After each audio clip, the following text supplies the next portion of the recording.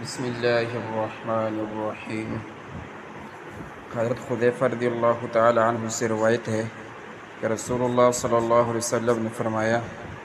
جس نے قبلہ کی جانب تھوکا تو اس کا تھوک قیامت کے دن اس کی دونوں آنکھوں کے درمیان لگا ہوا آئے گا، اور جس نے ان گندی سبزیوں کو کھایا وہ ہماری مسجد کے قریب نہ آئے۔ یہ آپ صلی اللہ علیہ وسلم نے 3 مرتبہ فرمایا۔ حضرت عبداللہ بن عمر رضی اللہ تعالیٰ عنہ کہتے ہیں،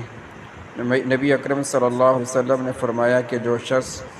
اس درخت سے کھائے وہ مسجد کے قریب نہ آئے۔ قرہ رضی اللہ تعالیٰ عنہ کہتے ہیں کہ نبی اکرم صلی اللہ علیہ وسلم نے ان 2 درختوں سے منع کیا اور فرمایا جو شخص انہیں کھائے وہ ہماری مسجد کے قریب نہ آئے، اور فرمایا اگر تمہیں کھانا ضروری ہی ہو تو انہیں پکا کر مار دو۔ عطاء بن ابی رباح کا بیان ہے کہ جابر بن عبداللہ کہتے ہیں کہ رسول اللہ صلی اللہ علیہ وسلم نے فرمایا، جو لہسن یا پیاز کھائے وہ ہم سے الگ رہے، یا آپ نے فرمایا ہماری مسجد سے الگ رہے اور اپنے گھر میں بیٹھا رہے۔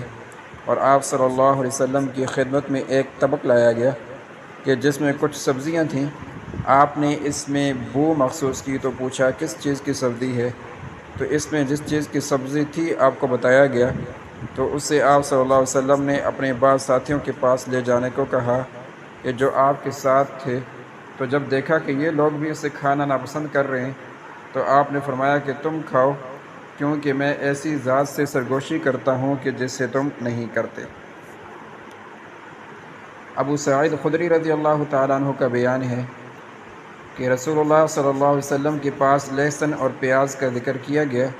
اور عرض کیا گیا، اللہ کے رسول، ان میں سے سب سے زیادہ سخت لہسن ہے،